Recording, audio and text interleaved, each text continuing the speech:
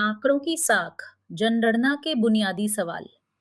जनगणना कर्मियों को पुनर्सत्यापन के नाम पर मुश्किलों का सामना न कराया जाए। यह परेशान करने वाली बात है कि राजस्थान और उत्तर प्रदेश जैसे राज्यों में जनगणना 2027 के कुछ प्रगणकों को बेहद असामान्य कारणों से समस्याओं का सामना करना पड़ रहा है। इन दो राज्यों में जहां जनगणना का पहला चरण मकान सूचीकरण और मकान गणना HLO चल रहा है, प्रगणकों को परिवारों के पास दोबारा जाने और आंकड़ों में असंगतियों को ठीक करने और सरकार की छवि खराब दिखा सकने वाले विकल्प नहीं चुनने की सलाह दी गई है। पुनर्सत्यापन किसी भी अध्ययन या सर्वेक्षण का एक जायज हिस्सा है, लेकिन यह सच्चाई को सटीक ढंग से प्रतिबिंबित करने के लिए होना चाहिए, न कि धारणाओं को प्रबंधित करने के लिए। राजस्थान में यह मसला जिला स्तरीय अधिकारियों को जनगणना कार्य निदेशक के उस परिपत्र से उपजा है, जो फील्ड डेटा में चिन्हित की गई असंगतियों से संबंधित है। जैसा कि ऊपर से दिख रहा है, इसका मकसद यह सुनिश्चित करना है कि प्रश्नावली में उपयुक्त विकल्पों का इस्तेमाल करके आंकड़े सटीकता के साथ दर्ज किए जाएं। हालांकि कुछ मामलों में प्रगणकों को पूर्व धारणाओं के आधार पर आंकड़े दर्ज करने को कहा गया है।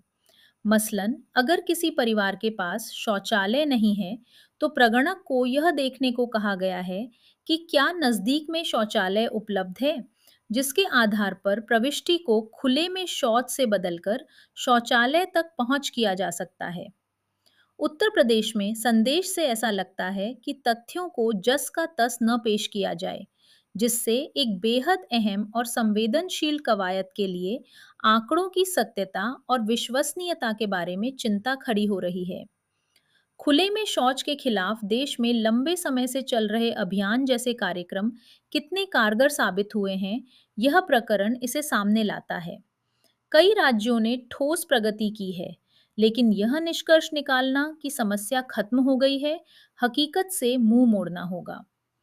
धन मुहैया कराने समेत प्रशासनिक उद्देश्यों के लिए शहरों और गांवों को निश्चित मानदंडों के आधार पर खुले में शौच से मुक्त, जिसे ODF कहा जाता है, ODF प्लस और ODF प्लस मॉडल जैसी श्रेणियों में बांटना वाजिब है। लेकिन सबसे अहम सवाल यह है कि क्या इस तरह का वर्गीकरण हकीकत को दर्शाता है या फिर प्रगणकों के काम के साथ विरोधाभास को जन्म देता है।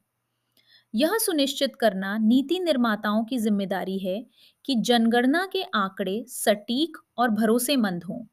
उन्हें लोगों को सही सूचनाएं मुहैया कराने के लिए जागरूक भी बनाना होगा, क्योंकि सार्वजनिक नीतियां और कल्याणकारी योजनाएं इन आंकड़ों के आधार पर बनाई जाती हैं और अंततः उन्हें ही फायदा पहुंचाती हैं।